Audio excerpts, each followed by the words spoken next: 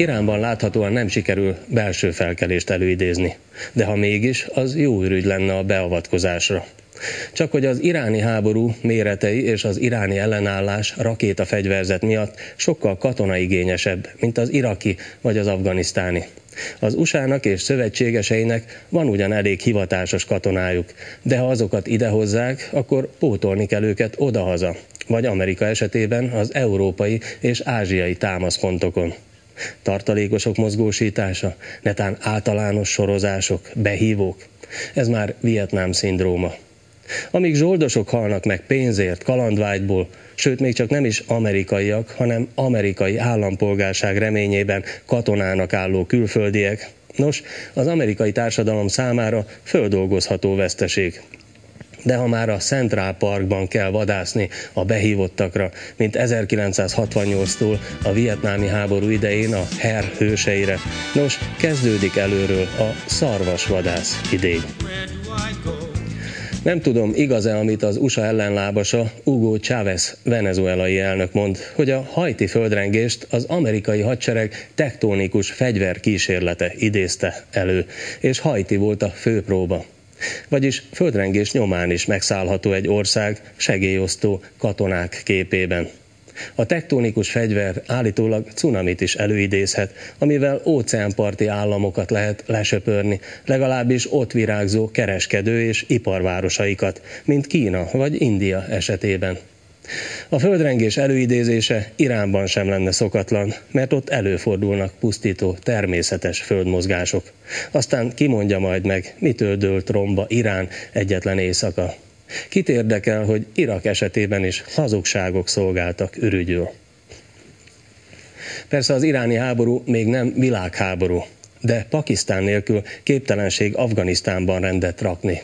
Iránnak rakétái vannak, atomfegyvere lehet, Pakisztánnak viszont már van atombombája. Iránnal, Pakisztánnal rettenetes láncreakció szabadulhat el. Amúgy is nagyon sok a földgyülemlet, elfojtott feszültség, a kiegyenlítetlen számla a földön. Egy elhúzódó iráni-pakisztáni vérontás, amely leköti az USA és a NATO jelentős erőit, és nekik is óriási veszteségeket okoz, arra ösztönözne másokat, hogy Amerika gyöngeségét kihasználva rendezzék végre közös dolgaikat ellenségeikkel. Vagyis, hogy végezzenek velük. Minden hatalom leszámolhatna egy füst alatt kellemetlen ellenzékével és kellemetlenkedő kisebbségeivel. Világháborús szokás ez. Kína például rendezhetné a lázadozó tibetiek és ujgurok ügyét.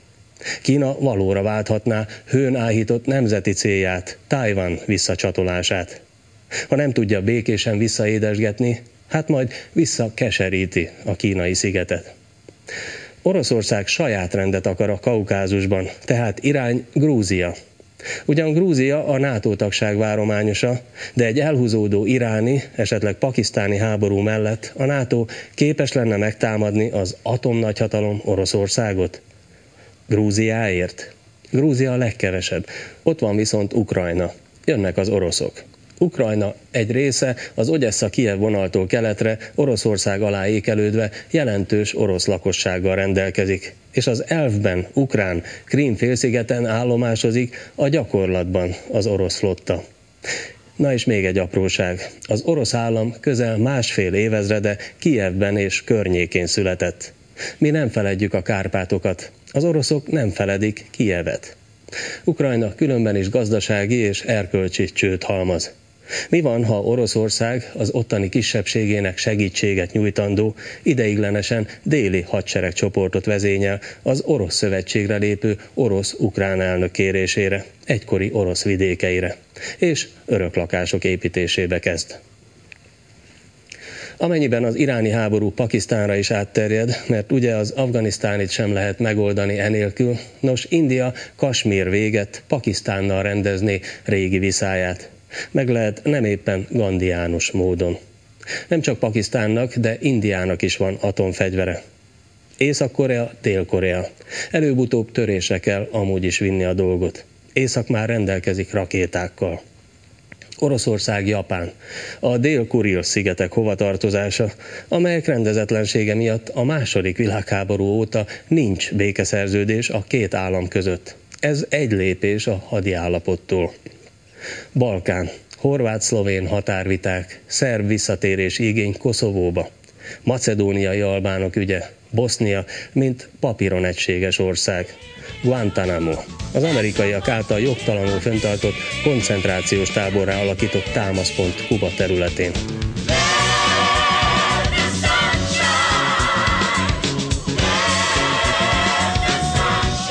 USA és Kuba. Egyszer már Kennedy és Hruscsov alatt kis hián világháború tört ki Kubáért. A Castro rezsim a végóráit éli, már évtizedek óta. Minden kortársat túlélve, az angol királynőt kivéve. És végül Kárpát-medence. Tőlünk országunk és lakosságunk 2/3 vették el teljesen jogtalanul. Megvárjuk, hogy a láncreakció minket is elérjen? Meg lehet, hamarosan ismét határosak leszünk Oroszországgal, a Kárpátokban vagy a Tiszánál.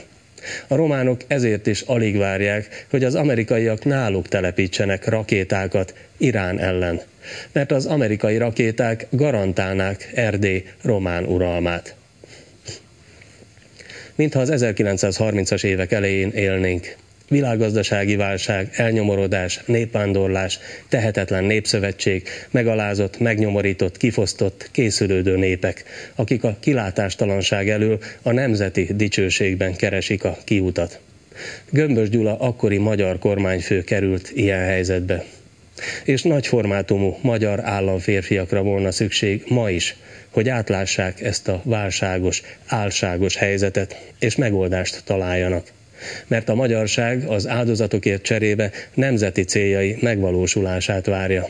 A megaláztatás, a sanyargatás végét. Új szövetséget, új szövetségeseket, akikkel életre kelhet álmunk, a trianoni aljasságok orvoslása.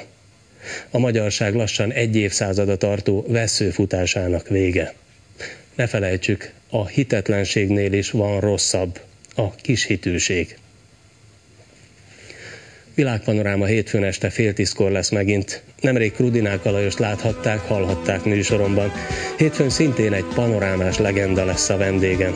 Témánk: miért lehet büszke az olasz maffia a magyarországi hatalmi elitre? Köszönöm megtisztelő figyelmüket Soprontól Parádssasvárig, Tapolcától Miskolcig. Viszontlátásra!